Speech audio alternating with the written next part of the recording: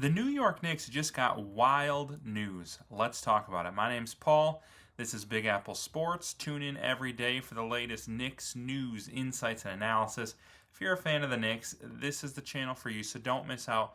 Take just a quick second, hit the subscribe button, hit the like button. Got a lot more Knicks content coming. Before I get going, do me a solid. Drop me a comment. Let me know your predictions for the Knicks this season. What's your expectation? How many games are they going to win? How far are they going in the playoffs? Who do you think is going to have a great season? Obviously, I think a lot of us would expect Brunson to be the Knicks MVP, but who are some other players you think are going to step up big time this year? I always like talking basketball with you guys, so let me know in the comments. So the Knicks have finally narrowed down their roster. Landry Shamet got that last roster spot. But something else has caught the eye of a lot of people when looking at the Knicks roster, and that is the listed weight of Gershon Yabusele. So he was listed at 6'8", 283 pounds, which is huge for a guy who is only 6'8". Mitchell Robinson, pretty close at 275, but the guy is 7 feet tall. And I looked back at it. Last year, Gershon was listed at 265, so it's giving him 18 pounds on last year. So now the question is, the big question we got to ask, is that 18 pounds of muscle? Is that 18 pounds of fat? Is it a mix of both? And I think I'm going to lean towards muscle, or at least I think it's going to be 18 good pounds. You know, maybe not every ounce of it is muscle, but if you look at what he has done this offseason, I think he's ready to be better than he has been in his career. Pulling up here an article from, they had the Eurobasket this year in Europe. Without Wemby and Gobert, Gershon kind of was the leader of the French team, and he, in one game this year, tied the third best scoring output with Tony Parker ever in French Eurobasket history, with 36 points against Poland. His previous career high had also been against Poland, so if you're in the NBA and you're Polish, look out. Gershon's coming for you. But his previous career high had only been 22, so he beat that big time. And you know, I noted in the article it says Yabusele was nearly unstoppable using his heft and strength on his way to 36 points. And he also shot 6 of 12 from the arc behind in that game, which is just incredible versatility.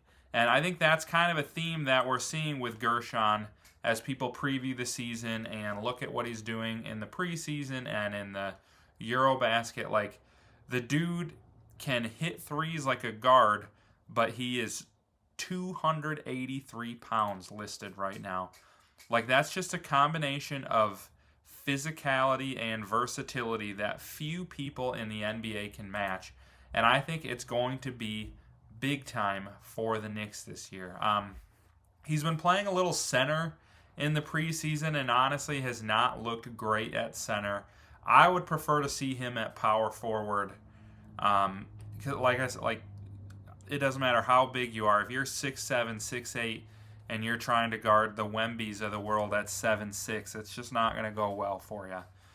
So I would rather see him at power forward. Maybe some of these like small ball lineups that they're going against, of course, he can play center there. But, I mean, he is super versatile. He can cover the 4. He can cover the 5. You might even put him out on some of these bigger small forwards. But he is just one of the biggest, strongest guys in the entire league. And as this article here says, I think he's going to be one of the steals of the offseason. Like, his contract is ridiculous. Like, for all these guys making the big bucks, for him to sign for only $6.5 million or $5.5 million a year is nuts. The guy averaged 11 points and 5.6 rebounds last year. This article talks about, like, last year with so many injuries on the Sixers, there were a lot of games that Gershon was their best player. And now, all of a sudden, he's going to be coming off of the Knicks bench, and he's just such a fun player to watch. I didn't watch a ton of the Eurobasket, but I watched a few games. I watched him go head to head against Giannis, and he played he held up well against Giannis. And he's just so much fun, so much energy. Like, I think he's the kind of guy who's like, yeah, he's never going to drop 36 in the NBA, but he's the kind of guy, he's going to come off the bench, he's going to make a big defensive play, whether it be a steal or a block. He's going to throw down on somebody. He's going to energize this team. He's going to energize the crowd. Just the kind of guy who's going to get the fans on their feet, hyped for this Knicks team, and he's going to do the dirty work. And in a lot of ways, he reminds me a little bit of Draymond Green. He's certainly not the passer that Draymond Green is, and hopefully he's not the fighter or the technical foul accumulator that Draymond Green is. But the way that he can, with that smaller size, just out physical people, out hustle people. And then he's a way better shooter than Draymond Green is. And that's big for this Knicks team because Mike Brown has said, I want my team shooting 43s a game after shooting closer to 30 last year. That's a big time increase, and Gershon is going to be a part of that this year with his 3-point shooting ability off the bench. And then another good thing that I like to see is he's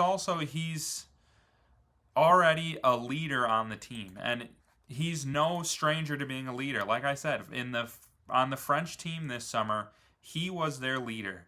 I think he was actually their team captain, but the Knicks have another young French player, Pacome Dadier. I think a lot of us thought maybe he would end up getting traded this offseason to make room for like a Malcolm Brogdon or Garrison Matthews or something, but he is going to end up being on the team. I'm pretty hyped about that. I think he's got a lot of talent. And Yabusele has been putting him under his wing, teaching him how to stay relevant, how to believe in yourself, how to refine your game. Gershon is no stranger to someone trying to develop their skills. He actually was originally in the NBA and then went to Europe for, I believe, 5 seasons to just work on himself and get better, work on his shooting, work on everything else. And he came back to the NBA and is now like going to be a legitimate contributor off the bench for a team with championship aspirations. So he knows how, as a young player, to get better and improve. And I think that leadership, as well as the energy he's going to bring this year, is going to be huge for the Knicks locker room. I'm super hyped for him. Knicks fans, let me know your thoughts on him and everything else. And then don't forget, just like and subscribe before you head out. Thanks.